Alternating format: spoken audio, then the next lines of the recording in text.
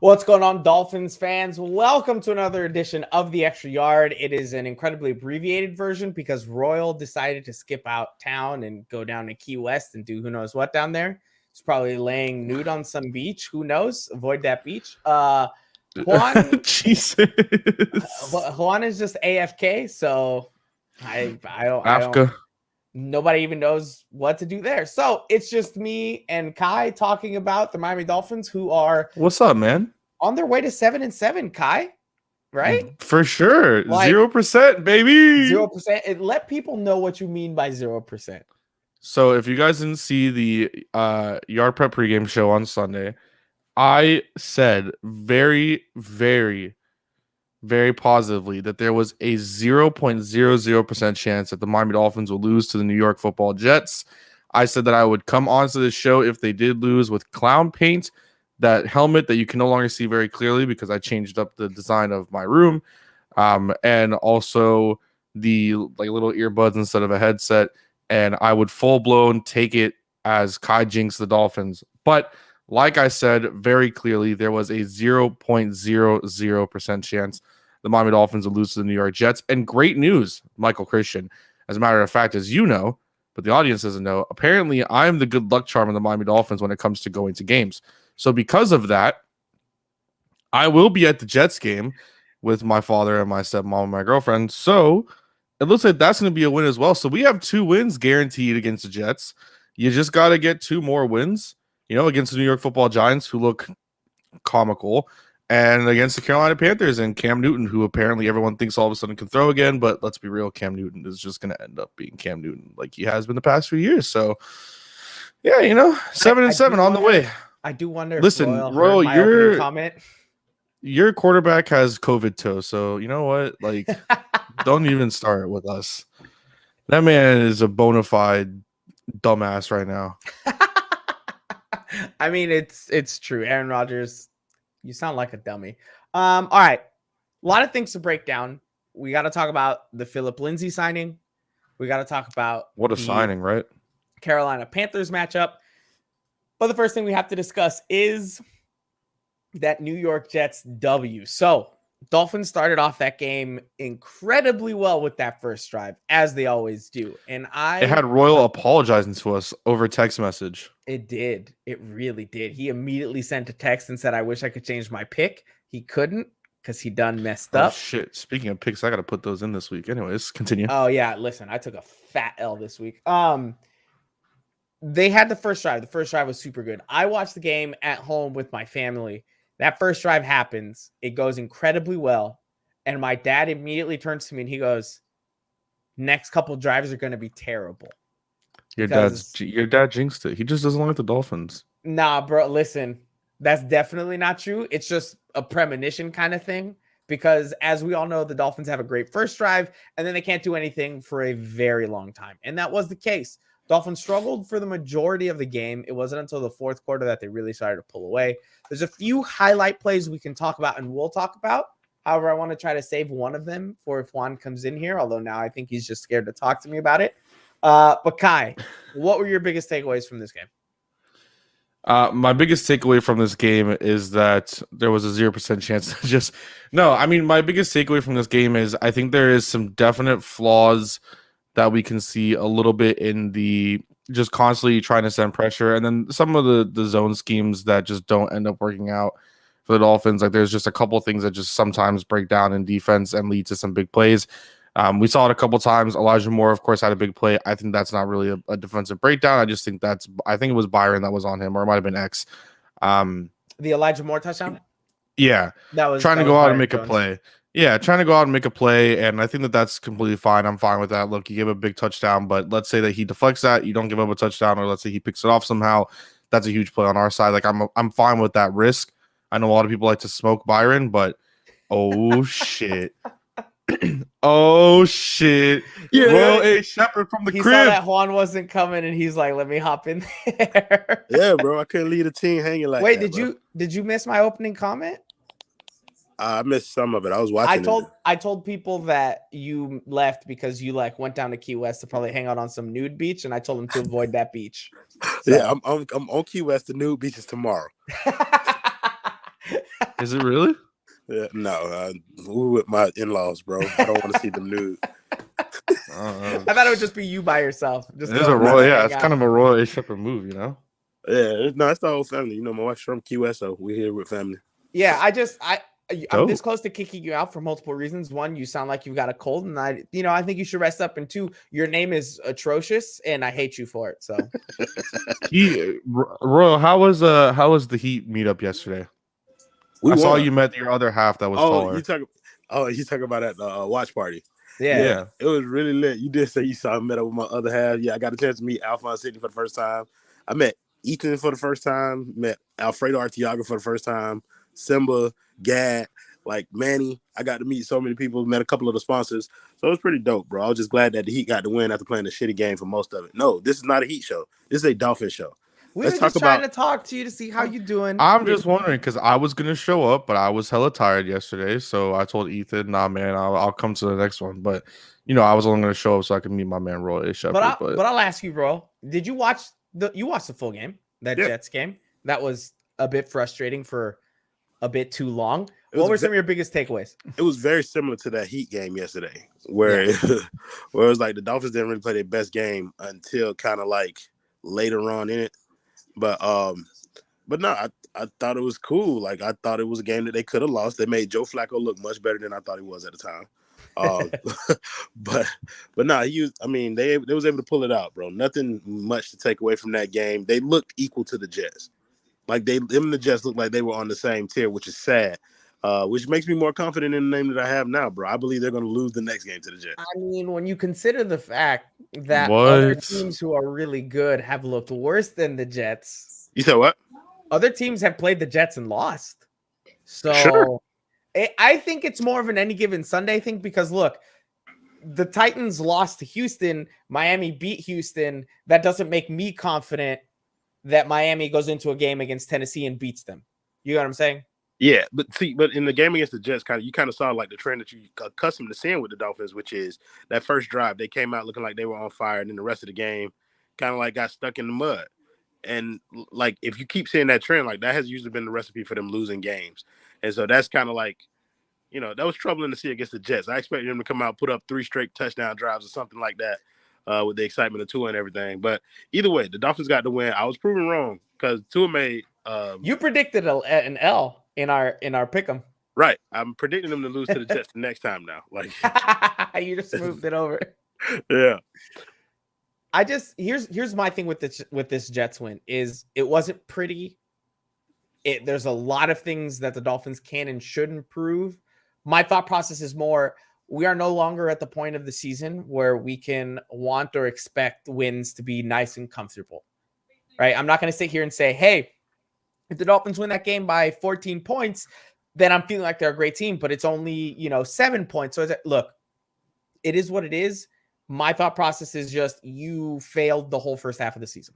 There's no way around it, right? They completely failed it. They botched it. Now you just got to find a way to win however you can to try to save all of your jobs. Well, I was actually wrong about multiple parts of that game. Like not just the fact that I thought that the Jets would win, but I also thought that it'll be a little bit more difficult for them to get Gesicki involved. And they kind of went to him a lot early, you know what I mean, and got him going a little bit. Waddle didn't get as many passes as I thought, but I think Gaskin kind of was a big takeaway for me because he played really well, bro. The Jets have beat good teams. Yeah, the Dolphins aren't a good team, though. Like, the Dolphins are a slightly below average team. I agree. They're about to be 7-7. My thing with the Dolphins right now is just here's the thing that's really going to infuriate me, and this is why I think you, as a newer Dolphins fan, right, and you're not really fully fan yet, but fan, are kind of learning. This is what the Dolphins do, right? They do really badly, and then they do well enough that after you've given up and you said fire everybody and send them all home, they pull you back in, right? And they give you that hope. And they get to a point where it's like, hey, they're only one game out of playoffs, or they're only one game out of this situation. They just need to close out and win a couple games.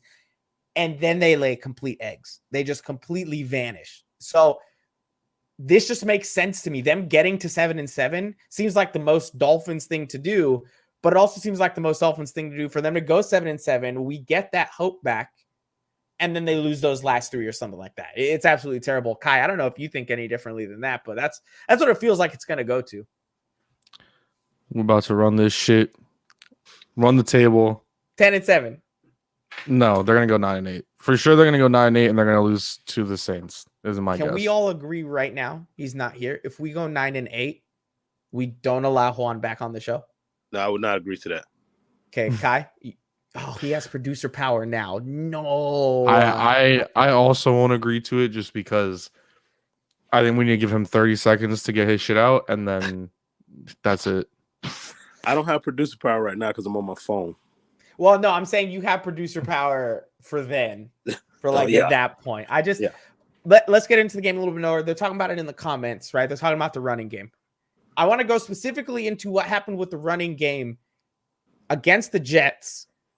And then I know we want to finish up talking about that game, but I want us to transition that into Phillip Lindsay, what he brings. Do we like that signing? Do we not like that signing? So first thing, against the Jets, the Dolphins had 115 yards rushing, 3.5 yards per carry, which honestly isn't that great, but considering how poorly they've played basically all year, I will take that. Gaskin had 23 carries. And this is the one place why we want to push back on a lot of people that are saying things like, oh, they squeaked out a victory against the Jets, who are an atrocious team. They really started tanking really quickly the moment they got that lead. Like, they got the lead in the fourth quarter, and they were like, all right, we're just going to run it the rest of the game. They had, I think, a 7-minute drive. A lot of carries went to Gaskin, and he looked all right. But considering he had 23 carries, he only had a 3.9 average. Royal, do you think that is a good game for Gaskin, a mid game for Gaskin? What are your thoughts? In my honest opinion, it's probably one of the best rushing games that the Dolphins have had all season. I don't really give the credit to Myles Gaskin. I give the credit to the improvements on the offensive line. We have been destroying them. But they were better in the running game against the Jets, to be honest with you, bro. They were. They were expected to get dominated by that defensive line, and that didn't happen. And so they were able to open up some holes for Gaskin. But, yeah, I think that was probably his best game of the season, rushing the football. I think he had like one drop or so. So, that was that. But, yeah, I think he was pretty good. I think he was solid enough. And that's more production than what you've got from the running back position all year. It was solid enough. And I think the offensive line, which played slightly better in the run, I will agree with you there. It was also, there were some scheme calls that they had that were really good. I remember one specific play where I think it's called a wham. I'm not sure. I don't know all this football stuff. That's not me. But like, they had Gesicki out there. So the Jets immediately thought pass. They sent all of their guys straight to the quarterback, and they handed it off immediately to Gaskin. He was wide open in the middle of the field for a good 12, 13 yards. So they had a good amount of play calls like that just make you think, why aren't they doing that more often? Why aren't you calling plays like that more often? Why aren't you giving him more opportunities? It just doesn't make sense to me. Maybe the offensive coordinators are like starting to hit their stride in terms of play calling, because the play calling for the past couple of weeks have been okay. Yeah. That was a major. They were shocked when they saw Tua hit that pass. Yeah, what? They couldn't believe it. They were like, "Oh wow, he can throw a football." That 65-yard pass, that highlight of them going. I kind of want to dig into that a little bit. Y'all were getting on one's ass about that 65. No. We're gonna. Okay. I'm holding out to see if we're waiting on here, but I think he's dodging me. I'm going to leave as soon as halftime is over. I know. Heat game, but I know. I saw the Bleacher Report alert, and I'm like, that's why he's here. Yeah, that's why he's here. Kai. Uh-oh. Yes, sir. You're frozen, bro. What do you think about the running game? Do you think that was a good performance that's sustainable, or do you think it was a one game wonder? I don't know necessarily if it's sustainable, but I do like how they used Myles Gaskin. One, for my fantasy team, and then two, just because even though I lost and my playoff hopes are dead, you hold on for me, Mike, and you go ahead and be great for me on the playoffs. But I liked it a lot. Like, I liked what they did with Myles Gaskin. I like to see Myles Gaskin get the ball more. I liked him in the pass game more. Having that receiving back. I know that there's a lot of controversy on the Phillip Lindsay signing. I like the Phillip Lindsay signing just strictly because I think that it's just more rotation. I think that it'll be better for the running back depth. A lot of people, and you mentioned it as we were kind of before we came onto the show, how, okay, well, Philip Lindsay had 2 good seasons with Denver as an undrafted free agent, and really then since hasn't been much. He did have a lot of injuries. His time in Denver didn't end the way that it should have. He did make a Pro Bowl, I believe. Yeah. And he's not a horrible back. So I think that could bring something. He has been great for Houston. However, no running back, not even Mark Ingram when he was there, not even David Johnson. None of the backs that have been in Houston this year have been good or viable. So I don't want to really put too much on that. And maybe we see something. Obviously, and clearly, even with bringing Duke Johnson up, they weren't still happy with what Duke Johnson was able to do. And you get Philip Lindsay. In my personal opinion, having a running back rotation of Philip Lindsay, Myles Gaskin, of course, Gaskin being the main guy, Savon Ahmed and Duke Johnson is way better than what we were having before, with really it just being Savon and Myles, and then maybe you get a little bit of Patrick Laird. I am a little bit disappointed that there is no Jared Doak signing, but clearly they don't think that he's ready to kind of come up and be an actual guy on an NFL roster on game day. But I definitely like it a lot more. And I know it's the whole Patrick Laird thing, but I think getting Patrick Laird out as well and having a different person is it's like, there's certain players that just need to not like die in real life, but like their career on a team just needs to die and end and get it over with. Myles Gaskin or Patrick Laird is one with the Dolphins where it's like, all right, enough of this. It was cool while we were 5-11 and he was the intern and blah, blah, but now we're trying to actually compete and he's not a viable NFL running back. We need to find something different. So it's kind of like Tariq Cohen. Tariq Cohen was great when he was returning kicks, and I'm just being for real. Like, he was great when he was returning kicks, and they were like, oh, Tariq Cohen could do this and do that. And then he got a couple injuries that he's out for this year. And everyone's just like, well, Tariq Cohen, sure. And now they have other backs, and Tariq Cohen's going to just probably be another guy. Patrick Laird's a jag. He's just another guy. Yeah, I will defend Patrick Laird slightly from this week because he got very limited opportunities. And the first opportunity he got, he very much capitalized on, right? For sure. He caught that pass. He broke some tackles, got an assist on an illegal block in the back. He was able to fight through and do some good things, but I agree with you. I would like to upgrade from Patrick Laird, right? I would like to upgrade, and I would like to upgrade more than just Philip Lindsay because they signed Philip Lindsay. I think Philip Lindsay has a shot to get a couple carries here and there. I just don't think he's the same guy that he was. I understand it was Houston, but I do also think he's fallen pretty far from where he was back in his Denver days. And also, I just want the Dolphins to take the running back position seriously. That's just the way I'm feeling with it, because it's like they never take anyone that's in front of them. They never take the chance on a high guy, right? Like, you had a chance at Jonathan Taylor. They didn't get him. You had a chance in the second round to get other guys. They not didn't even get Jonathan either. Taylor. Jonathan Taylor, DeAndre Swift. Like, there were a lot They of. They had a chance at all backs. of the running backs, basically. Yes, anyone not named Najee Harris. No, I'm sorry, Mike, but after if you saw the clip of him, that man cannot find a hole in a offensive line. I understand he's not playing well, but they didn't even take a chance on him. Okay, fine. They wanted Phillips. You go with Phillips, but there were other running backs there. I'm not even talking about Javonte Williams. Michael Carter was there. And you instead decided to take another tight end. It's hard. It's just hard. I want them to do something with that position because they keep acting like, oh, we can just pass it later and do it later and do it later and do it later. But then they don't trust any of the backs that they have to the point where it's just a constant wheel of, oh, who's going to play this week? Who's going to get all the snaps? It's a constant wheel of just another guy. Right, and I'm tired of that. And Myles Gaskin, in my opinion, is more than just another guy. I think he's a fantastic RB2 on an NFL team.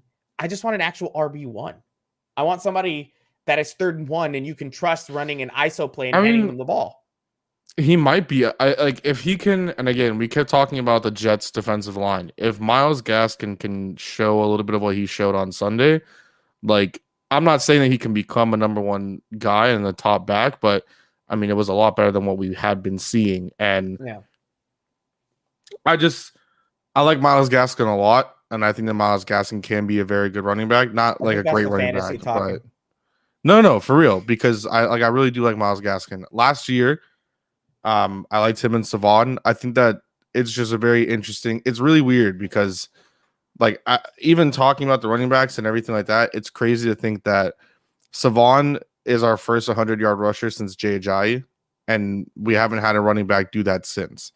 And Savon did that last year against the Patriots with 127 yards or something like that. Yeah. Like it is weird to think that he was the guy that broke 100, and though Miles is the guy now, that it's weird. It's off. And I want to, just because there's now 3 different comments about Najee, just want to put this out here. If you watch the Pittsburgh Steelers, and I've had to over the past 3 weeks because I have Najee Harris in fantasy, you will see that Najee Harris has no idea what the fuck he is doing when running behind that line. Hold on. To the point where Ben Roethlisberger was yelling at him because there was a direct hole and he cut outside. A hole that I can see, a hole that, and no offense, Royal's 5'9" ass can see, that Juan's 5'7" ass can see. It is. No, is Juan that you small? cut through. No, I just wanted to go lower than that. You can see that hole. Hassan Patel can see that hole. Louis D. Sung can see that hole. Alfredo Arteaga, Ethan Skolnick, Alphonse Sidney, whoever you want to freaking name here, bro. Anybody can see that hole. And he went ding, and jumped off to the right. I think part of it is, and I think this is something that I think we're kind of seeing with players like Najee and players like Jalen Waddle. It was so easy for them in college, right? Like Najee could pick any hole that was there or not, and he would have run through everybody that was there. He was playing against kids. Jalen Waddle could have come through and just taken one extra step a little bit faster, and he would have broken whatever tackle. You see them adjusting. It's not happening quickly, and I will give this to you. I'm a huge Najee fan. You know this. He's not playing that well. He's not. You expect better from him. He looks slow, and he's not breaking enough tackles to make up for that lack of speed. I'm just also not ready to say that Najee is terrible and is going to be terrible. I'm not ready to quit on him either. If the secondary part to that is that if you do watch the Steelers, you would know that, and this is an anomaly from the past week from the Chargers game, because the Chargers should have never let them back into the game. That offense, the play calling wise, everything like that is horrible. We were all banging the table for Matt Canada and others to come in. Literally, if you just go on Steelers Twitter, you will see that not a single Steelers fan likes Matt Canada. They don't like his play calls. They're tired of the end arounds. They're tired of just throwing the ball deep on every single play. They're like, Najee will be open on a check down to try to get something, and that's not one of the first reads for Ben. And maybe Ben, he's a veteran quarterback, so maybe he should see that if something's not there. But it's like that offense is not good. It just is not good. I'm surprised that they were able to do what they did. That offense is struggling, and to be completely frank, so is the Miami Dolphins offense. It's an offense that hasn't been playing well. It's a line that is atrocious, and yet somehow, and this is where I'm going to give Tua nothing but credit, Tua doesn't get sacked as much as he should behind that line. Right. I think he has less sacks on him compared to Jacoby Brissett at a smaller sample size, right? What do you mean? Can you repeat that? Sorry. I think Jacoby has more sacks than Tua in the amount of time that they've played. I think so. I'd have to look at that. Jacoby.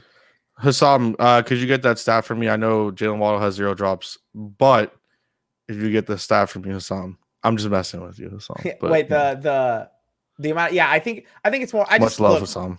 Here's my thing with the offense right now is they need to figure out what to do in the middle of the game. I don't know if it's all Tua and he just checks out second and third quarter and is like, guys, I'll see you later. I don't know if it's that the play calling completely switches up and things don't work out. There's something about it because the first drive looks amazing. Yeah, Tua has less than Jacoby. The first drive looks amazing. I can't make a heart, but and then the rest of the game looks like a struggle until they get to fourth quarter, and then Tua just takes over and does what he does. Who do you blame for that second and third quarter lull? Like, if give it percentage. I'm actually going to quote the great Juan Cardona because I do believe in what he said there, is that I definitely think that it is not just Tua's fault for the lack thereof, development and what we've seen in his game thus far. I think the injury is another. I think not having great coaching and and it just came up as well, not having great coaching on that offensive side of the ball, not having someone like a Joe Lombardi, for instance, with, Herbert and the Chargers and et cetera, just having an actual offensive guy to be there and to help guide him and to help see other things in game plan specifically. I think that does hurt. However, I do also think that there has been a small change in play calling recently. Not the biggest, not the most, insane little change, but I think we have seen some tiny little bits of aggression. And hopefully, especially against a defense like Carolina, we see an actual maybe aggressive play calling and something that's different. The one thing that definitely needs to stop, because we go to it a lot and it happened in a couple drives, and I noticed it and thought about it, but didn't really even look at it until I started, looking through a couple things here on the play breakdowns. Wait, sorry, we've converted Marcus. Marcus is coming around on Tua. Oh, bro, he has been one of the bigger anti-Tuas in our comments, so this is huge. It's because it's not it's like huge. I think over the past few weeks, Dolphins fans have realized that he's not the issue. We have the guys like Juan who want to criticize a 65-yard touchdown throw, and look, be critical all you want. However, that I just think it's ridiculous to be negative on something very positive. Like, I think that's just something, especially considering the circumstances and considering everything. I think that's a little bit ridiculous. And Cat blames Studsville too. Wait a minute. Couple wins and everyone's changing their opinions. I'm loving it. I think it really is. Like, there is a couple, and again, we saw it. I have to find the picture so I can bring it up. I know everyone's probably seen it, but I want to bring it up as well. It's as if they were shocked that Tua could throw the football. Mm-hmm. Like, it doesn't. I don't quite get it. It just doesn't make too much sense with what we've been doing and how everyone is just so, like, the play calling just goes so pedestrian, so elementary, like play calling. Right. It's like in that situation, it doesn't make any sense. Things. I think it's a big mixture of things. I think it's not only is the play calling conservative and the defense is adjusting, and it's not creative. Right, but it's not. I think it's not just that. And this is where I'm going to put this part of my blame solely on Tua. Tua starts buying into the conservative playing, the safe playing. He starts buying into, I can't make a mistake. And you can see him playing like that. You can see him playing like, I can't afford to make a mistake right now. And by the time he gets to the fourth quarter, he realizes, oh, I can let it rip because there's no other option. And then we see the best Tua we see all game long, right? So I'm going to blame him for that, where it's like, guy, be aggressive the entire time, right? I don't like the interception he threw to Jalen Waddle because it was an atrocious throw. It was just an awful throw. He had Jalen open if he led him to the right. He put it in a bad spot. I don't care what the offensive line was doing in that position. I don't care if Jalen ran a slightly wrong route. That is all Tua. That is a disgusting throw. I don't blame people for interceptions, though, when I think they make sense. That one didn't. If it was just Tua was being aggressive and he threw an interception because somebody ran in front of it, hey, it happens. An egregious throw like that, I'm going to blame you. So my thing with this game was you saw the great, you saw the bad. I'm tired of the bad being that bad, right? Like, you can make a mistake like missing a guy and hitting super low on the pass or just kind of missing. But when every mistake you make is an interception, bro, you can't make one mistake a game like that, right? You got to minimize it. Because it becomes costly. Right. And not only that, this team is so opportunistic that when that mistake does get made, right, Tua throws the interception, what's the very next thing that happens? Michael Carter breaks off a run for, what was it, like 40-something yards? Pretty much, almost. I'm pretty sure it was like the very next play. So the mistake gets compounded then, right? Because an interception 39 yards. would have. Right. No, yards. And that's what I'm saying. Right. Sorry. And that's what I'm saying. Like, no, and the comment came through. The interception was the right read. He was going to the right spot. But look, if you're an NFL quarterback and you feel like being the guy for us. Hi, Kendall. Yeah. If you feel like being the guy for us, you can't place it there. You got to place it in the right spot. So for that and the whole middle lull of the game, yeah, I'm going to blame Tua for it big time. I'm not going to beat around the bush on that one. Yeah, I mean, I think I'm not as upset with Tua as I am other things. And I don't want this to sound like, oh, well, I don't want any blame to go on Tua, because he does deserve some blame. I do think that this franchise in a way has attempted to fail him. I think that's very clear. And anyone that doesn't realize that, I can't help that you weren't properly educated as a child. But like we think about this, there are a lot of teams that have more creative play calling, or maybe at least a running back in within the 10 yards between the red zone and like the end zone and the 10-yard line, right? Mhm. And what we're consistently calling is wildcat, and it doesn't work ever. If And I we see the continue to call Wildcat, it. if I see the Wildcat more than once in the next game against Carolina, I'm gonna drive myself all the way down to the stadium, and I'm gonna wait for Studsville outside of the building, and I'm gonna throw an actual Wildcat at him and just watch it attack him. Right. And so I want to just go through, because we talked about the mistakes, right? So first drive, touchdown, all the momentum on your side. You get the Jets to punt. Second drive, 3 plays, interception. Then the Jets get a touchdown, 3 plays, and then it just doesn't work out for you at all after that. If we want to look at it, we can kind of dissect things at a different time. But just looking at that next touchdown play that the Dolphins had, or even really just the next couple plays, before the end of the first half, you had a 10-play, 41-yard drive in 1 minute and 8 seconds to try to score, and Jason Sanders hit the upright. You went into the half 7-7. The very next very next drive. Don't gloss over it. You are the brand guy. I'm not going to gloss over anything, but just to be specific, this has been a horrible year for NFL kickers in general. The only one that seems to have not gotten this curse is Tyler Bass. So, and that sucks because Tyler Bass is in our division. I think in every game that I don't think that Jason Sanders has regressed, to be perfectly straight up. I think that it does in special teams, it does affect having a change at holder. And you're seeing that with Mason Crosby. Don't just quote myself on this, but you can quote other people. Mason Crosby, usually, who is not even just him, but just in general. Like there is something when you change a holder and a snapper, and something has changed in that. It is a routine. Kicking is a routine. Getting into that is kind of like, I guess, mental steps as well. When you're changing that snapper, when you're changing certain things, it's not going to really help. Crosby was automatic. You have a different holder. He has a different snapper.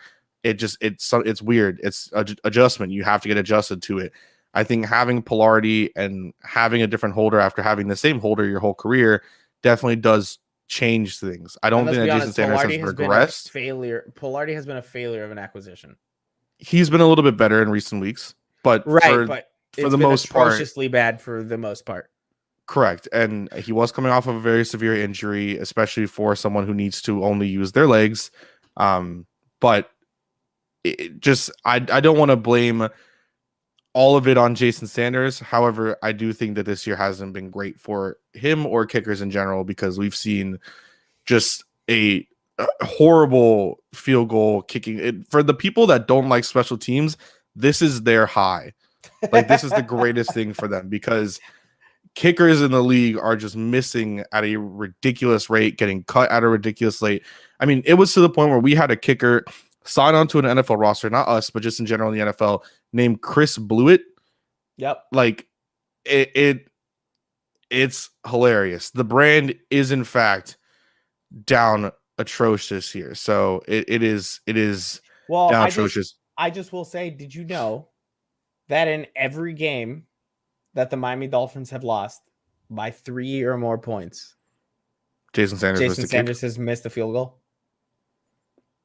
It is what it is, man. But anyways, back to my soliloquy here. So to go further in here, right? You have, after that, the touchdown, of course, that you get 4 plays, 90 yards. It was that 65-yard touchdown pass. Your very next touchdown drive came after after that Elijah Moore touchdown. So the Dolphins proceeded to go 14-14. They went 14 plays, 75 yards. They took 7 minutes and 44 seconds off the clock. If I'm not being mistaken, here is what it says. And they took out the rest of the third quarter, took it into the fourth quarter, brought down 10-15. And that play calling, if you remember, that's the touchdown pass to Myles Gaskin, where he had to kind of go there and go there only. You had the penalty on Austin Jackson when you had 1st and goal at the 2, and that put you back 5 yards. You then had a direct snap to Myles Gaskin, which he only went 2 yards. You had the lateral pass from Tua to Albert Wilson, which just was the trying to complete something to Preston Williams. And it was more creative than anything we'd seen, but that didn't work. And then Finally, you get the touchdown pass to Gaskin. But it seems like every single time the Dolphins get into that, and I think they did it again when they had the field goal to really kind of ice the game, quote unquote. Every time they get into that position, direct snap. So you have it here, Gaskin up the middle on 1st and 10 at the 11. Gaskin up the middle. Gaskin left guard for 6 yards. 3rd and 1, Gaskin direct snap. It seems like they don't understand what to do when they need a yard, and maybe getting an actual running back helps with that. Maybe it's some better play calling. I don't understand what it is, but the Wildcat needs to die. It was great for the year in which it was amazing, but it needs to die. It cannot be. Defenses are going to see when you continuously are calling the same exact direct snap play to Myles Gaskin that goes for 2 yards. I think the Wildcat has a place once in a while, but when it's the crutch that they go to every time they reach the red zone, because they don't feel comfortable. It would be cool if they switched it up. Like if you had a couple different Wildcat plays where you snap it to Gaskin, but then a receiver, or maybe Tua is still on the field and Tua comes in motion after the snap or whatever, and then he passes the ball to someone who goes. Like if you were creative with it. They did that with Pennington in 2008. I remember specifically the touchdown to Patrick Cobb. But then when your only play is just direct snap up the middle, defenses aren't stupid. Like this is the NFL. This isn't college. And this offensive line isn't good enough to really bully those. Oh, for sure not. Sure not. It just doesn't make sense for that to be run, especially when I think you got to figure out what you have in the quarterback, and what better time to figure it out than if he can't make plays in the red zone? Because if you have a quarterback, I didn't even see this comment, Marcus, but yeah, I clearly agree. Yeah, like that's just what it is. So let's just wrap up the thoughts on this game a little bit. Obviously, this is a 65-yard touchdown, which I don't think we need to spend a lot of time on it because Juan is not here. And you and I both feel the same way about it. It was a 65-yard touchdown. I don't see what in the hell we can complain about. I was ecstatic. I was jumping up and down in my living room, and I was screaming. I scared my girlfriend who was laying down on the bed watching Red Zone because now I have her in fantasy football. I actually just traded Najee Harris to her yesterday. So nice. Even though, and I want to comment on that because I'm sure she's going to text me or say some shit because of what I said about Najee, because I know she watches the show. So whenever I go to my phone after this, I'm sure she's going to say some shit.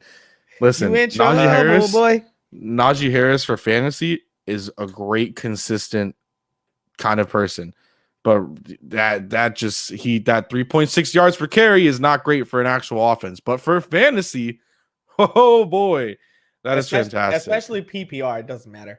Oh yeah, but yeah. Look, but it's a 65-yard touchdown. Why are we so? Why are we so? It was the whole Tua can't throw deep, Tua can't do this, Tua can't do that. In 2 separate weeks, Tua threw a ball that traveled at least 30 yards, I would say, because the Waddle catch in the Baltimore game was at least 30 yards, I think, in the air. I'm saying in the air. Mm-hmm. Like that ball traveled 41 yards in the air, I believe is what it was. Yeah. And like, why are we so consistently upset with it? Well, why are we're getting mad over a 65-yard touchdown pass? Like, it is ridiculous. It's ridiculous. I just think here's what it was. I will tell you this, because honestly, the few times I've seen him really wind up to chalk the ball deep that I can remember, the Jakeem Grant pass that was dropped. He forced one into, I think it was double, maybe even triple coverage to Jalen Waddle when he shouldn't have early on in the season. This one specifically, though, I'm sitting there. He looks like he's going to get sacked. They grab his right arm. He escapes from that. And I'm like, cool, you should have like a little dump off, maybe like 5-10 yards. I see him wind up and just bomb it. And I'm like, wait, I see Jalen Waddle on my screen. Who the hell is he throwing it to? And then I see Mac freaking Hollins just chilling all by his lonesome. And that is the first time in a long time. I remember watching a Miami Dolphins offensive play that took advantage of just a complete and utter breakdown on the other side of the field, right? I know the Albert Wilson play we can count, but that was a really quick hitter. I'm talking about, I feel like it never happens to the Dolphins where they play it wrong and there's just a receiver wide open walking into the end zone. This is the first time it felt like that happened, and it was amazing. To complain about it, if you don't like Tua, that's fine. You don't have to. If you want to pick on the mistakes he made in that game, go ahead. That throw was great. It was a 65-yard touchdown. If you're complaining about it, you don't want to be happy because this is the best we've had in a very long time. Not only that, but being wrong about the numbers, right? So according to Next Gen Stats, 52.3 yards in the air, which is his longest completion in the NFL in the air and his first over 50 yards, right? Then it was the week before. Remember, I thought it was like at least 30 yards. No, it was 45.8, the one to Waddle. And that ball, I think, was placed perfectly. And I do want to give, because I've been a huge Mac Hollins supporter as well, and a lot of people don't like Mac Hollins for whatever reason. I don't understand how you can't like the person. He loves One Piece. I'm with it. No, I'm saying like there are some people that don't like the person, and I don't know. I'm not even gonna get into it, but like he was a huge part of that turning into a touchdown because he was able to stay in bounds, whether it's one defender or not. He was able to stay in bounds. He was able to not step out when even the commentating team, I even thought he might have stepped out as well. Staying in bounds, scoring, that is huge. Like that is huge for the Dolphins. That's huge for him. To think that you have a guy in Mac Hollins who is the one scoring the big touchdowns, because he is the one scoring the big touchdowns when we really think about it. Last year in Arizona, who had the big touchdown? It was Mac Hollins when he high pointed the ball and was able to catch it, and that was one of the biggest touchdowns of the game. Who had the biggest touchdown of the game this time? Elijah Moore had a 62-yarder, and then immediately not immediately, but like in the same quarter, in the same game, Tua was able to follow that up with something better than what that 62-yard touchdown was. Yeah. Like, and it's Mac Hollins doing this. It's very odd. It's not normal, I would say. If anybody had told you the Dolphins are going to have a 65-yard touchdown in the game against the Jets, I would have thought it was Albert Wilson. Your order of who it was, my guesses of who it was would have been, yes, he hasn't done it yet this season. I get it. But my guesses would have been Jalen Waddle first, because I think he's our fastest player. Right. Followed by Albert Wilson. Then maybe Mike Gesicki, although he has some very long strides. Maybe Myles Gaskin. Mac Hollins would have been really far down that list. I would have probably said. For myself, Devontae stays. He still has more years on his contract, right? He has very friendly years on his contract. Right. That's what I'm saying. For the money, I'm not getting rid of Devontae. As someone who's been a very big Devontae supporter because of the contract specifically, I do think that there is some level of consideration on whether you bring him back or not. I do think that there is some consideration. If you can upgrade. If you can't upgrade, then I know he gets injured. I know a lot of Dolphins fans don't like him, but whether Dolphins fans want to face the music or not, Devontae Parker probably would have gotten a pretty sizable contract from some other teams after his contract year and would have gotten paid out, and we would be laughing or whatever the situation. He decides to stay with Miami and take a 4-year, $40 million deal where the max cap he has is 8.5, if I believe I'm correct here. And that is, that just doesn't happen in the NFL now, especially at a position like wide receiver. Especially, his injuries suck, but for the quality that he does get you when he's in, I'm not ready to give up on him just yet. Now, if they can trade him and turn him into some useful asset, sure, I understand.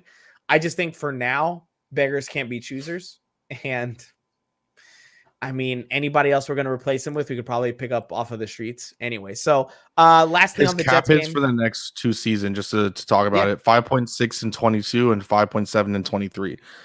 It's just, man, that is it's not worth it. And I was wrong about the details. So the actual contract was 4 years, 30.5, and it was a $9.5 million bonus. So 41 plus a couple other things, and he was only guaranteed 21 of it. I think he's worth keeping because the money's just, it doesn't make any sense to get rid of it, especially with the way the market goes for wide receivers. Lastly, on that Jets game, defense continuing to do what they do. Can we for a second talk about the safety that gets talked about a decent amount, but probably not as much because of the rookie, Brandon Jones. Brandon Jones has become the best blitzing safety I have seen in a Dolphins uniform. Hey man, who's been the biggest like Brandon Jones supporter? Yeah, and you've been calling specifically Brandon Jones, just blitz him, just blitz him, just blitz him. The guy isn't the best in coverage. He gives up a lot of things. Very true. Blitz him after the quarterback. His timing off the snap is amazing. And was it an interception or a fumble? Oh, The fumble where Christian Wilkins had it and then Javon Holland Was it a picked it up and fumble? someone tried to lay him out. Yeah, it was a fumble. I mean, it really could have been either. But yeah, I mean, that was a great play by Brandon Jones. Talk about your boy. I mean, I love Brandon Jones. I've been saying it since last year how much I like Brandon Jones. I don't know. I really fuck with Brandon Jones. It's just something about him that I really like. And I just kept saying, you blitz him, it's been working. You have to continue doing it, and it's just continuing to do it. If he can get a little bit better in coverage, having a safety duo of him and Javon Holland is like crack. That would be just amazing, and I would be in love with that. That would just be the greatest thing ever, to be honest with you, because that's just one in Javon Holland where you sit there like, damn, you know what? I'm okay without Minka. And just to be honest, Minka's been having a pretty shit season. And I love to see it. I'm not gonna lie. I like Minka a lot as a Baby. person, but he is a crybaby. Crybaby, go cry somewhere else. Yes. But like having him and Javon Holland would be a great mix. If Brandon Jones can get better in coverage, even slightly better to the Eric Rowe level at the very least, then that's going to be a great safety duo. And to have someone maybe behind them that can bring a little bit more as well would be awesome. I kind of related to having like people. I think oh my god, I can't remember his name. It was like Issa something Issa Abdul Qudus, not Brandon Jones specifically, but saying like, when Issa Abdul Qudus was signed, it was one of those low-key signings that really worked out until unfortunately he had his career-ending injury. If you can get another guy like that, which is kind of like the Eric Rowe deal, where you get someone on a kind of a friendly deal and can turn out to be something like that, you have them paired with Brandon Jones and Javon Holland. That's just, I love it. And this is probably the best comment that I've ever seen. Oh, we talked about it earlier. Like, yeah. No, I know. I just think it's the greatest comment ever. I just think that front line is absolutely atrocious. Now, let's get go ahead.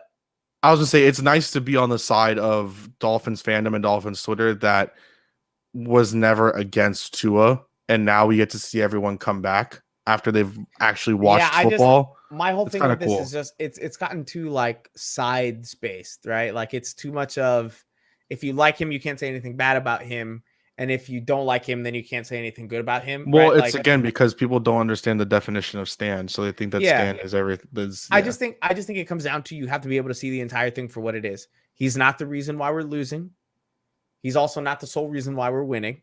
But when you consider the fact that he has been masking the worst offensive line in the NFL for the past maybe 30 years, you got to give him a lot more credit than what you've seen, because anybody there's a couple else Giants that line, teams that want to knock on your door about that.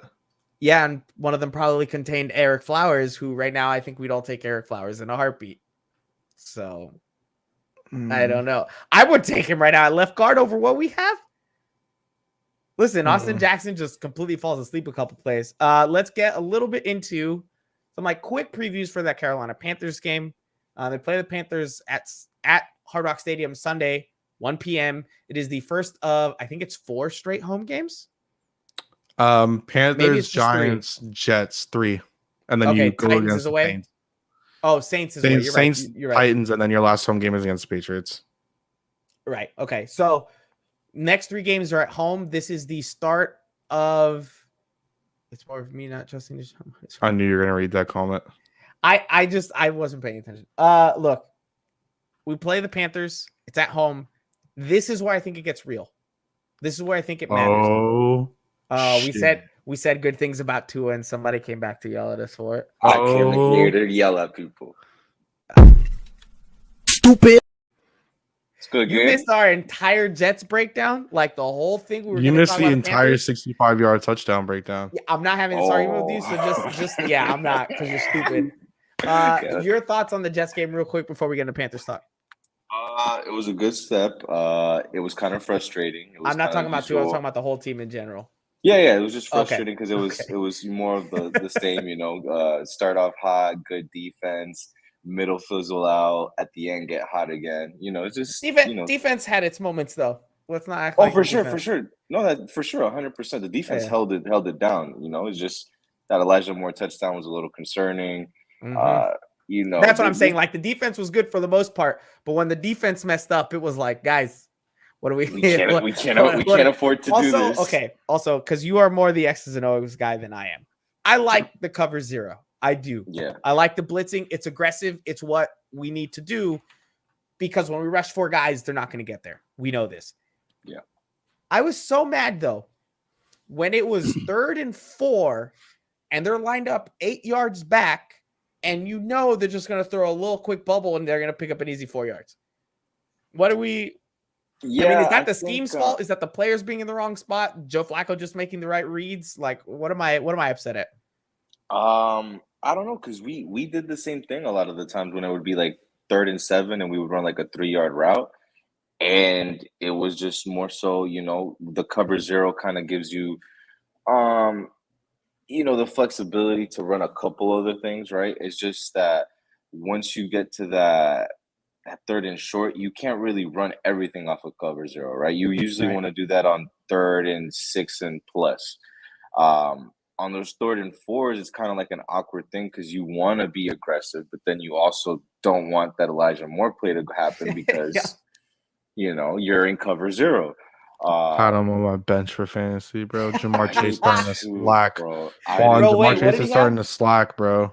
What did he have? 29.6 or 29.7. He had an 8 for 141 with a touchdown. With a tutty, bro. Yeah. Dude, I thought about starting him, and I was like, nah, Jamar's going to bounce back today. Yeah, no, not the way that Elijah did against the Dolphins.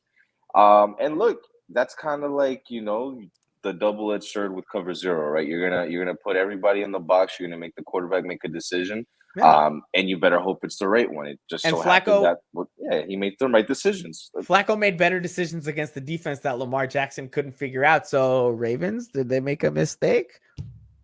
You know what's funny? You know what's funny? Lamar got that Broward illness. Facts. Well, speaking of illnesses, Mr. Joe Flacco also got an illness. He got the vids, right? Yeah, I mean, because he's anti-vax. Him and Mike White. Yeah, him and Mike White. So they actually asked the Jets head coach, like, "Hey, look, you actually traded for a quarterback who was anti-vax.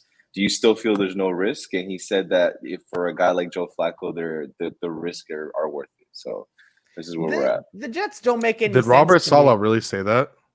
I could be paraphrasing nastily, but it was something along those lines of like, yeah, there really was no risk with a guy like Joe Flacco, or something where like the risk was worth. Joe Flacco. But we can say this against cover zero with the options he had, Joe Flacco was the best choice because Wilson would have thrown a couple picks.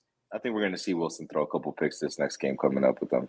Oh well, I mean, against Dolphins Jets, he's gonna throw 1 or 2 for sure. I was gonna say 3, but yeah, for sure. So you know what? Let's just real quick tell the people. I know you want to talk about it. Yeah. Tell the people how dumb you are. Tell them about our text conversation.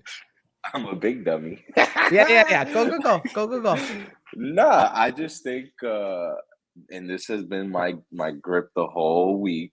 Mm-hmm. There could have been a better throw. I don't understand why people don't like to hear that. I don't understand. And I have a funny feeling Kai went into depth about why people don't want to hear that. So no, he didn't. He didn't? Okay. No. I just don't. If people think that it's like nitpicking a 65-yard touchdown, which it is. I understand that. It is. There is no thinking. You are nitpicking a 65-yard touchdown. Here's the thing. You know what? No. Real quick. You know how you tweeted out the moment that play happened? You tweeted out. You said something like, that throw is going to make Tua fans unsufferable. No, I said Twitter. I said Twitter. I said it's going to make Twitter unsufferable. Okay, it's going to make Twitter unsufferable. Right? Which one, you're really just talking about yourself. Because it's just you and people like you that are making it insufferable. I was going to say, yeah. When Kai said, great job by Matt Collins to not step out of bounds. If Matt Collins steps out of bounds and that ends up like a 62-yard pass and he's out at the 3, the uproar coming from people like Juan about, you see if it was a better pass, it would have been a 65-yard touchdown. Tell me wrong. So, he wouldn't have stepped out of bounds. He wouldn't have stepped out of bounds if the fitness gram pacer test. Look at what you guys are telling me. You're telling me that if Mac Hollins, one of the most uncoordinated motherfuckers in the NFL, didn't step out of bounds, we would be having a different conversation. And that to me, Because Wait, what did you you would just have say? led Wait, it. what did Because you you just would have say? led that conversation. Wait, what did you just say? I'm leading both conversations. But Wait, can you repeat what you just said? Wait, repeat what you just said. that you guys are telling me that He's an uncoordinated MF. No. He said something. You said something. You said Mac Hollins. What? I don't even know. Did you not? anymore. I swear to You're making me God, second guess I myself. thought I heard him say best wide receiver in the NFL. So I paused for a second.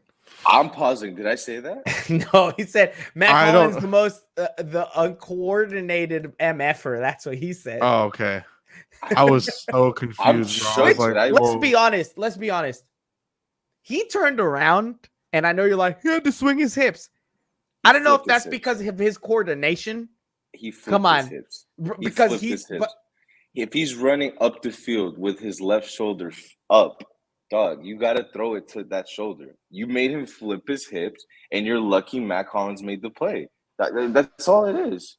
I mean, realistically, are you? Mike, I just think I'm gonna look you in the eye.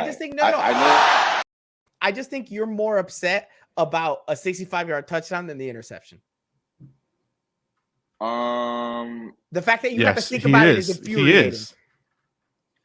I'm not upset My guy. with the interception though. What?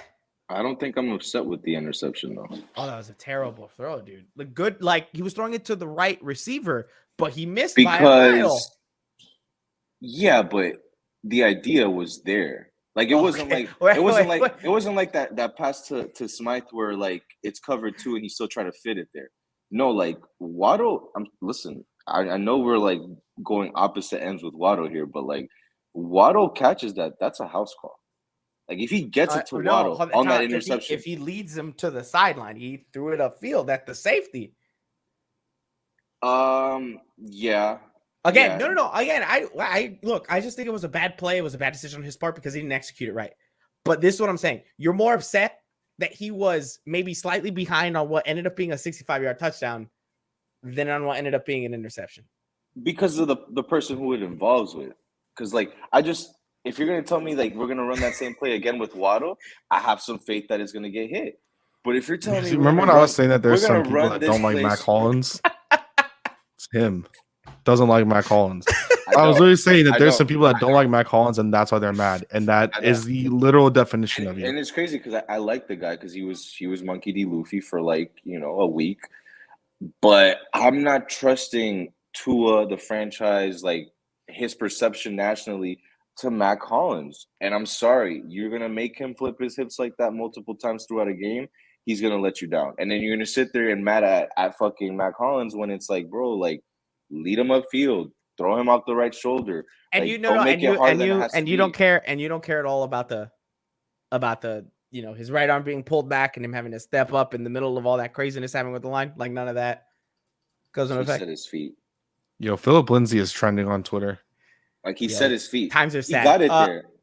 Fine, then. You know what? You and I can argue about this all day. You want to find something to be upset about. I know. You want to have something to be upset about. That's fine. Take it. We scored 24 against the Jets, dog. What does it matter, the Titans dog? lost to the Jets, and they were considered the best team in the NFL for the past 2 weeks. Look me dead in the eyes and tell me right So now did we wouldn't have Cincinnati. scored more points had they not sandbagged in the fourth quarter and just tried to run out the clock. I think we would have scored more points if we do anything for the next 4 or 5 drives after the first one. I agree with you, and I said both are playing conservative. I don't know if we talked about Jason Sanders. Jason Sanders needs to get the F out of here. That's what I know. Bro, Jason Sanders is about to lose himself a job. Like if next year we don't bring in like not even like just like like some like undrafted free agent, like no, like you got to bring contract wise, you can't cut Jason Sanders. No, we might not be able to cut him, but like we definitely need some. Here's my thing with complaining about the points. I once again repeat that the change of a holder affects a kicker. I was gonna ask you, are you? I was talking about that earlier. Okay. All right. Cool. Yeah, he says that the change in holder matters. I think it was a bad idea all around because he's a terrible punter. It's not even. It is the truth. The change of a holder, change of a snapper. It is. I understand that, but you have practice to get it right. But still, even if you don't, but like let's just like Jason Sanders has progressively gotten worse. like every week I feel like it's like, damn, like I don't have the confidence I used to. I don't. I don't even have I'm sitting faith. there. I don't even I'm have hope. sitting there in my living room with my family, and he throws that stupid little pass to Matt Collins to step out of bounds for 4 yards, which I don't know what the hell that was. Right? I don't know what the hell that was. Clock management. Jason Sanders, from the start, the moment he called that first timeout, I said it. I'm like, that's a terrible idea. You have no idea what you're Okay. doing. I just want to bring us back because again, I don't believe in revisionist history. Jason Sanders, he has missed in his first year 2 field goals. In his second year, he missed 7. Last year, he missed 3 with a higher volume, the highest volume of his career. He's essentially gone up 10 every year in terms of field goal attempts, 20, 30, 39. 5? This year, he's missed 5. Okay. Is it and only again, 5? Didn't he miss 3 He's only last missed, year? No. He's only missed He's 5. only And missed last year, he 5. missed 3. It's just when those misses have come, and I told this to Kai earlier, Juan. It was those misses.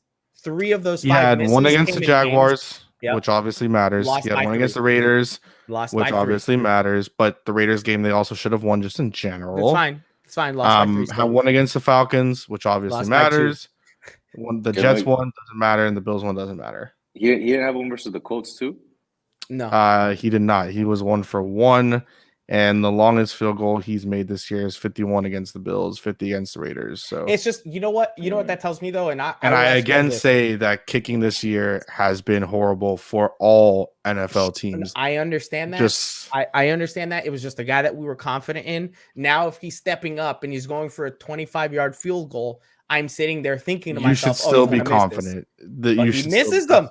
You should still be confident. The fact that's even. I'm gonna fake my confidence for you, Kai, but I don't have any confidence. I said it. He walked up for that one. I'm like, watch him miss. This is gonna be a miss. The most consistent kicker. There've been a couple of kickers that have been good, but in terms of guys that you do not expect to miss in moments like that, Justin Tucker has missed in moments like that.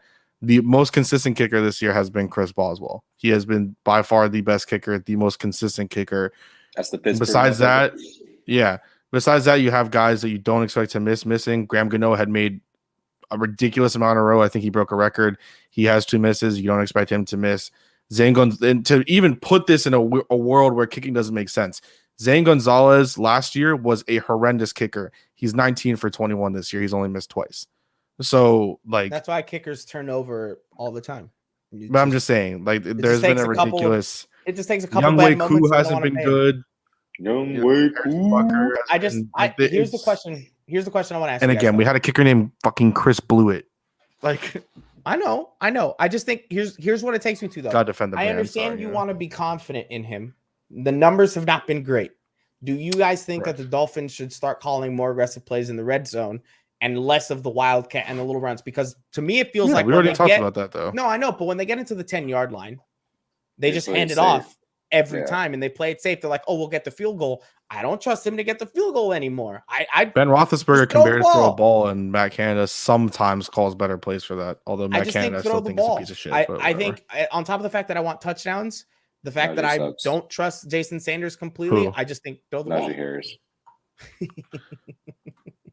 Sorry, I commented on this. I can't. We already had a conversation about it. We talked about it. We talked about everything that you'd want to talk about, except for one thing. Here's the transition, right? You are gonna ride that Najee Harris sucks trade until you die, right? That's you. Got it. The wheels fall off. You also said that about a certain Caucasian quarterback that was gonna be playing for Carolina, and you immediately jumped off of that. Yeah, after week 3. Right. And now he's been replaced. It was like a month where like I was just like living high. It wasn't even a month. It was like 2 games. It was maybe 2 games. It was maybe 2 games. You guys can't even give me the third. There were 3 or no. Nah, no shot. He sucked.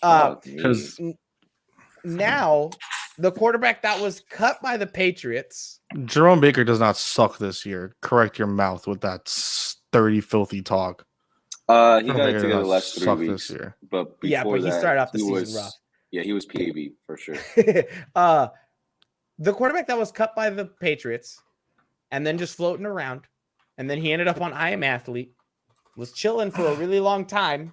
That's hilarious. Now he has a job. I like how you said that. I like how you said that. Yeah, like, that was an important cameo. It was. He came out and he's like, there's not 30. I Am Athlete has fallen off recently. Bro, legit though, he goes, there are not 32 guys better than me. Well, apparently the NFL thought so. Now he's back and he's 60. Playing for Carolina. Yeah. There's still Does 32 guys better than him. does Cam Newton being on the Panthers scare you at all when it comes to this No. matchup? No. Nah, I don't think it's even Cam. It's just like C-Mac. It's the defense. The only thing is the defense. I'm not even concerned about C-Mac because C-Mac's going to eat against every team. It doesn't matter. Well, Like, he might get I- hurt I- against some. Yeah, but like the thing is, they eat off. Don't. of My C-Mac, girlfriend will so kill you, bro, if he you- gets injured. She has Watch C-Mac. Christian and Dodge McCaffrey now. get hurt in the She'll first be pissed. quarter now. Stop. I'm gonna text you. I'm a big owner of Chuba Hubbard, so I'd be lit. And nah, but the thing is like, look, like he comes in and he's already like a wide receiver 2 plus a running back 1. Yeah. And then he starts eating, and then you got DJ Moore next to him, and then he Yeah. starts eating. You got the And then Brown Robbie boy and Anderson Roby. gets open Yeah, over the top. Yeah, And then you've got Cam Newton, who's like, you know what? You're covering all the deep stuff. I'm gonna run for an And- easy 15. and look, just to add to your point, Kai, that defense is legit, bro. You're staring at Brian Burns, Hassan Reddick on the edges. You're looking at literally Gilmore. No. Before you CJ jump off of them, Henderson. who are they going up against? Say the names that they're going up against. Oh, you talking about Hassan the Reddick receivers? and Oh. Brian Burns against who? Turnstile number 1 and turnstile number Remember 3. when Hassan Reddick was just an Exactly. afterthought in Arizona? How quickly Bro. the NFL can change. Crazy, right? You get somebody And good Brian next to Burns. you. Brian Burns. and- You Didn't get he pass someone. up on him? I was gonna say next to you, and then someone who actually, Didn't knows he how to use you? coach. Didn't Yeah. the Dolphins Yeah. pass up on Brian Burns? Probably. We pass up on everybody good, especially if they're at the end. Don't worry. So yeah, for sure. Probably passed on him twice, if anything. First rounder, 2019.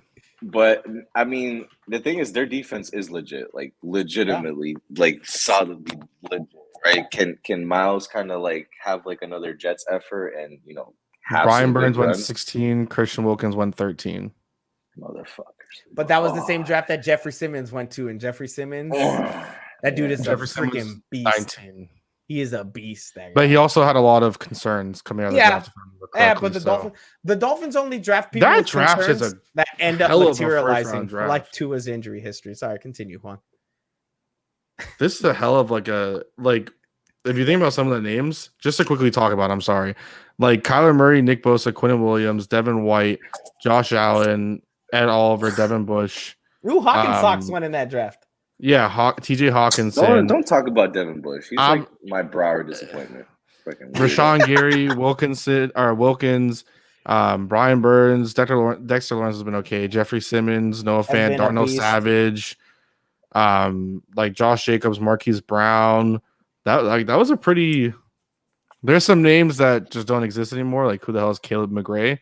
But Oh, that guy's great. Super great. I think he played for the Falcons. He does play for the Falcons. Oh, look at that. Do you think the Damn, Dolphins how are the going to fuck run? did you know that? Do you think that the Dolphins are going to run a bunch of cover 0 against the Panthers? Probably. Yeah. Do you thing think is, it'll like, be successful? No. CJ Henderson is their third corner. Well, I think he's technically their second because JC's hurt. Like he's on like third string right now. That's hilarious. He's like their like nickel. Yeah. They're deep. They're deep at DB. And that's Oh, I without forgot they JC have Horn. Stephon Gilmore and AJ Boye. Yup. They're AJ listen, Boye is pick a bitch. Yo, we're yeah, screwed for though. sure. But that's a good pickle bitch to have. Like, that's your yeah, worst for sure. guy. Like you could do worse than that. Jeremy Chin. Listen, Shaq Tom, like they're good, bro. They're Yo, really with good. Post, homie. Listen, man, y'all told me a couple months ago I was crazy for saying, but whatever. We're not gonna get into it. Bro, if they end up But that was 9-8, I'm not was talking to you. That was revisionist with history. that was with a Caucasian quarterback. There's still Yeah. look, honestly, I still think that when it comes to just strictly like offense versus defense, like I think there's nothing to worry about with their offense, truly. Like I just don't think that there's The anything offense? to worry about their offense. Oh, The I can't Panthers say that. offense. I can't Yes. say that. Again, The I think Carolina that Panthers Christian offense? McCaffrey is going to eat against anybody, but Cam Not Newton, the it was Florida a Panthers. cute, it was a cute coming back party for Cam. But let's be real, Cam is not what he used to be like. Bro, he had Listen, like a no, I 30-yard get you. touchdown. But I could, Running. I could make that offense work. And I've never played NFL quarterback because all it takes is I don't just know, give the ball That to comeback was McCaffrey cute, or but DJ Moore I just think Joe Flacco to Elijah Moore had like an 84-yard touchdown. Like, if 62 you're telling me yards. that It was off Byron trying to get a pick. Let's that's, again. that's even worse. That's Byron even got worse. cooked. Speak Byron got facts. cooked. That's even worse. No, He Byron got cooked cooked by because if he Elijah has Moore. an extra second too, he just throws over the top. You were talking about DJ Moore, bro. Like that's a different type of Moore. And don't forget, Robbie Anderson's a cooker too. Like, Yeah, DJ Moore was trash without a quarterback for multiple weeks, but I guess now he has Cam. So is that a joke? Kai, he's had straight up. back-to-back 1,100 yards with guys like Will Greer. What are we? I know. What Just saying.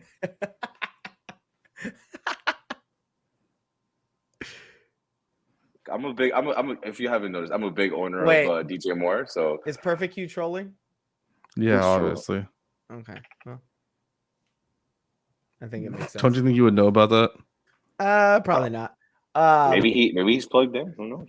That's true. He could have sauces. I think this Carolina Panthers team is a good team.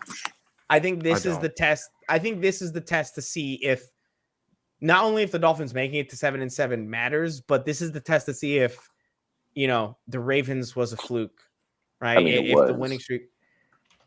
This is the test to see that though. They win this game. I'm not going to call the Ravens game a fluke. You can't think about that. I still don't especially when you consider the fact that the Ravens then won against the Bears with who was their quarterback? The guy from Utah State or something like that.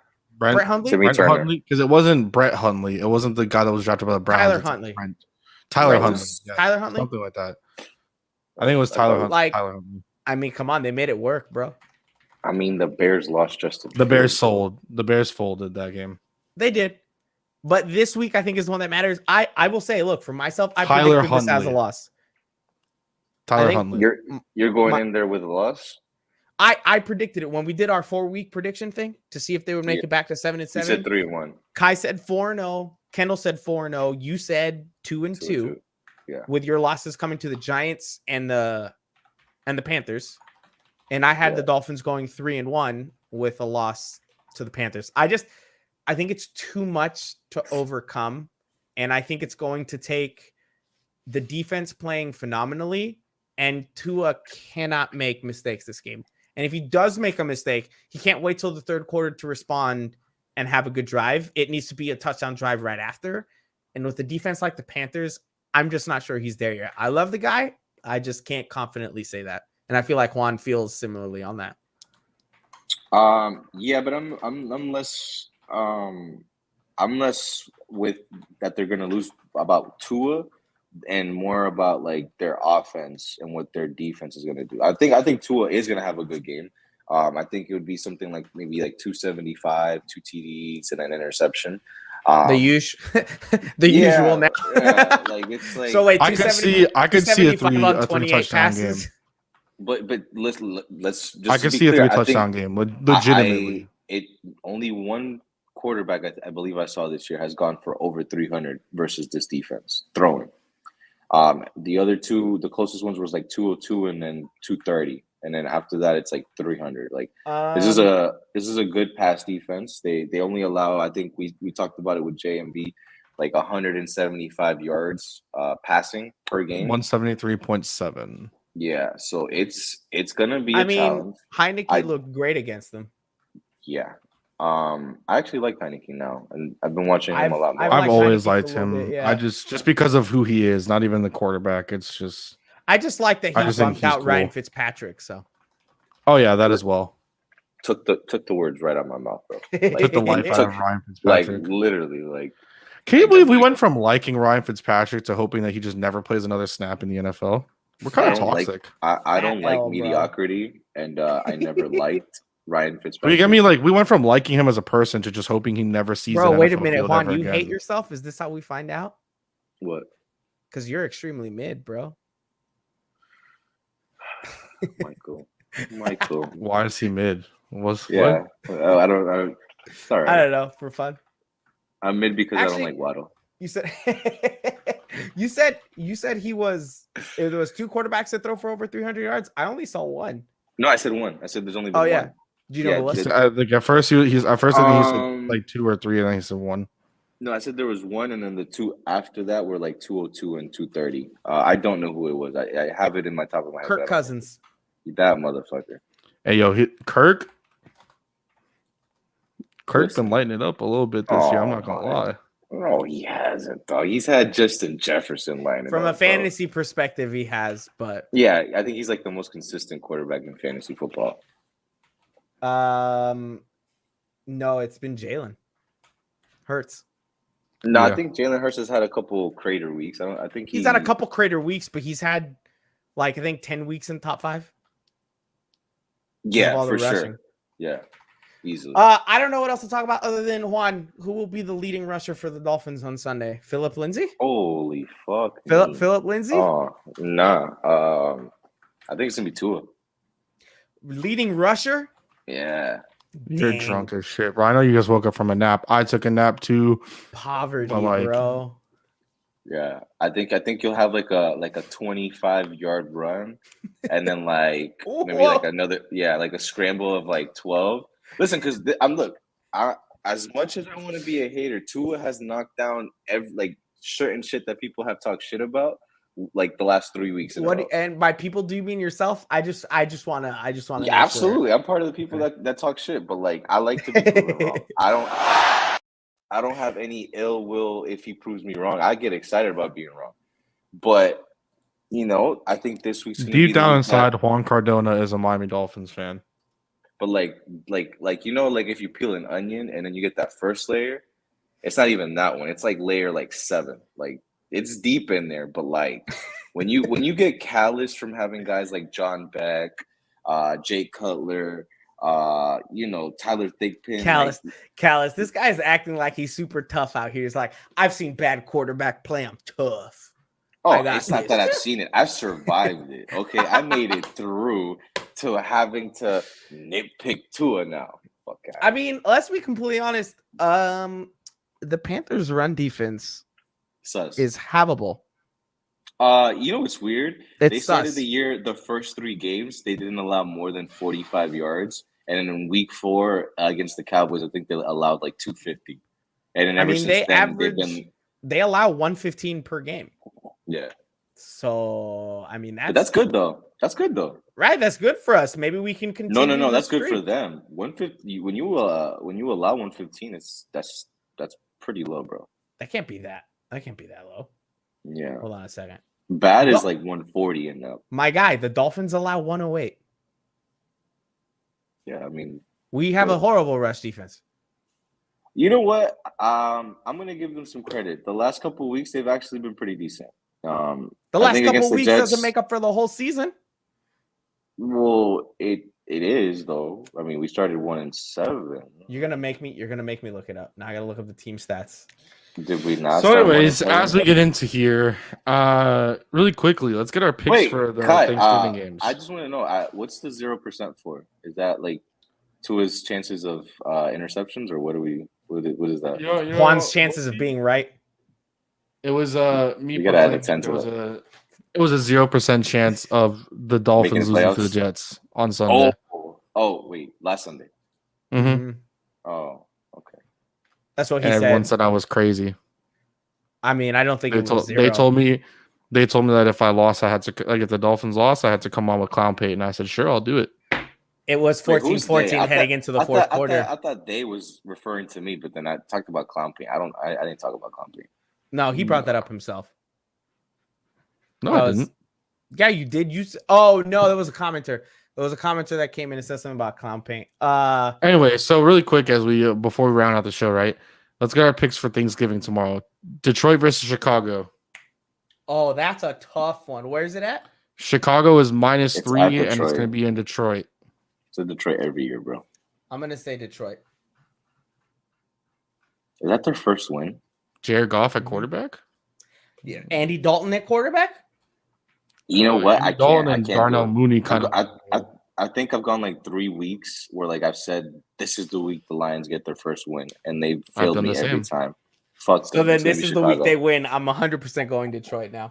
Oh, then I'm going Chicago because I need to catch up for sure. Oh, wait. Time out. I saw you change your picks. I saw you change your picks. You go with the same picks as me, so you don't catch up. Bitch. So I gotta. He did change. I'm like this. He changed them. He changed all of them. I think I got them all No. wrong, He didn't too. change all of them because I like 3. put all of his in caps because it bothers me that he doesn't put them in caps. So the 2 that he changed was Washington against Carolina. He went to Washington. Oh, I got that one right. All of them you Chicago, got right. he went and sided. No. He sided with us with Chicago after being in Baltimore. He changed it. And then because the injury, Cincy and Vegas, he changed to Cincy. So he went 2-1 on the changes. Everything and he that I changed had before up in the air, game started. He changed. No, I know, but everything I had up in the air, I just agreed with you on so that you couldn't catch up. It was a pretty rough week. I know the game, everybody. bro. I know the game. We all collectively lost 4 games. So yeah. I've had a rough time. Okay. I caught up a little bit. I was perfect up until behind, bro. I'm just saying. I was perfect until the Tennessee game. Then I had a couple of straight losses, but I was pretty good. I was pretty good on the week. Dallas and Vegas. Feels like this one's obvious. Dallas, okay. What time was the game? 4:25. 4:30. Dallas is a 7.5 point favorite. And they're also 4-1 at home and 8-2 against the spread. What's the weather today? I was gonna say it was the temperature over under 72 degrees. It's an indoor stadium, stupid. That's indoor outdoor. Answer my question. Dallas or Vegas. I'm gonna go with Dallas. By the way, when does Cowboy become like? Never mind. I'm not even gonna get into it. What? Nothing. Okay. All right. What's the other game? I said Dallas. Okay, cool. I'm just making sure, bro. All right. And then New Orleans and Buffalo. New Orleans is a 6.5 point underdog. Wait, who's Buffalo? Is playing? New Orleans. I'm going Buffalo. Buffalo's been rough, and I think this is when didn't they just lose, or did they which one? At Buffalo or at New Orleans? At New Orleans. Is it a 7? Is it a 7 or 8 o'clock game? My guy, it doesn't matter. It's an 8:20 kick. The Saints are 1-2 at home. Buffalo is 3-2 on the road. So they would start like 8:35 ish. I gotta go Buffalo. This kid's so annoying. He's so annoying, bro. Okay, you know what? No. You know what? This next week, Kai, I'm gonna input my picks, but I'm gonna input all of them with white ink. Juan, you do the same. I'm just not even gonna. I'm just sending them to Kai.